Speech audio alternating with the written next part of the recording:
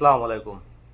আওয়ামী লীগের সমাবেশে যোগ দিতে ট্রেন ভাড়া করলেন সিরাজগঞ্জ ২ আসনের আওয়ামী লীগের এমপি প্রার্থী হাবিবে মিল্লাতে মুন্না। এটা ২০২৩ সালের ২৯শে জানুয়ারি রাজশাহীতে একটি বিভাগীয় সমাবেশ হয়। সেই সমাবেশে তারা ট্রেনটি ভাড়া করেন। শুধু এই একটি ট্রেনই তারা ভাড়া করেন নাই।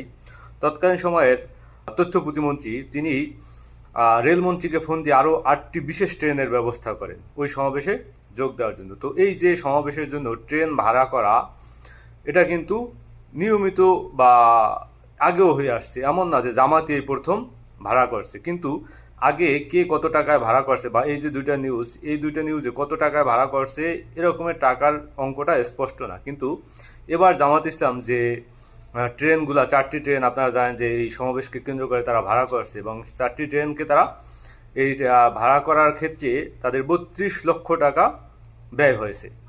এখন এই যে ট্রেনগুলা তারা 4টা ট্রেন ভাড়া করলো, এটা নিয়ে বিভিন্ন জল্পনা কল্পনা, এবং দেখলাম যে নীলুফার চৌধুরী মনি বিএনপির নেত্রী তিনি দাবি করেছেন যেটা অবৈধভাবে হয়েছে, অনৈতিকভাবে হয়েছে, এটা সরকার করতে পারে না, এটা নাকি নিয়ম ভঙ্গ করা হয়েছে। আসলে নিয়ম ভঙ্গই হয়েছে, আমাদের কাজ হইল নিয়ম ভঙ্গ করা।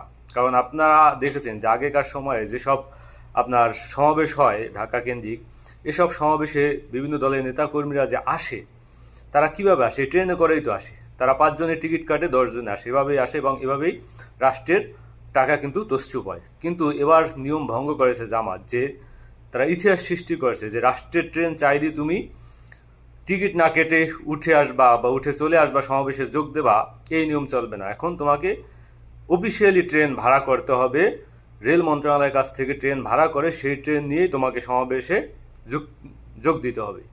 এবং এই যে 4টি ট্রেন তারা ভাড়া করলো, অনেকে বলেন যে এখানে জনগণের দুর্ভোগ সৃষ্টি হয়েছে, জনগণের যাত্রী পরিবহনে অসুবিধা হয়েছে। বিষয়টা আসলে তেমন না। কারণ আপনারা জানেন যে শনিবার জামাত সমাবেশ করেছে এবং শনিবার ট্রেন ভাড়া করেছে। তো যেসব ট্রেন তারা 4টি ট্রেন ভাড়া করেছে, এই 4টি ট্রেন শনিবার দিন শিডিউলে অন্তর্ভুক্ত ছিল না।